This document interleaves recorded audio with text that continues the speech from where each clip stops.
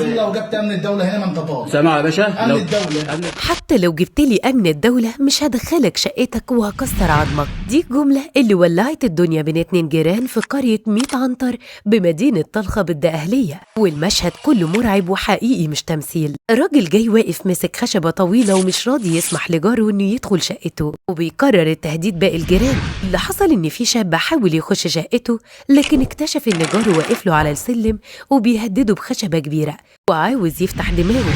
الشاب اللي تعرض للموقف حاول يهدي الدنيا بمساعدة أحد الجيران وحاول يتكلمه بالعقل، لكن جاره اللي وصفه إنه بلطجي كان مصر إنه يمنعه بالقوة وكمان بالتهديد اللفظي والجسدي، لدرجة إن الشاب صور الموقف بالموبايل وحط الفيديو على السوشيال ميديا عشان الناس تشوف وتعرف مين اللي غلطان. المشهد موقفش عند الكلام ده، الراجل شال الخشبة وضرب التليفون بيها وحاول يخلق حالة رعب قدام باب الشقة.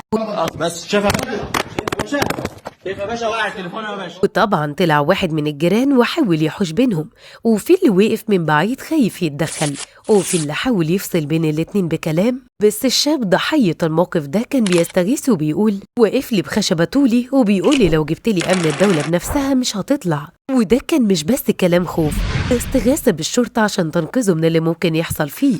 وبعد انتشار الفيديو شرطة طلخة اتحركت فورا، تحرر محضر بالواقع وبتحاول تكشف حقيقة الفيديو وايه سبب العداوة اللي تخلي أحد الجيران يقف ويهدد جاره بالطريقة الصعبة دي، وفي الآخر يضرب التليفون من إيده بالعصاية.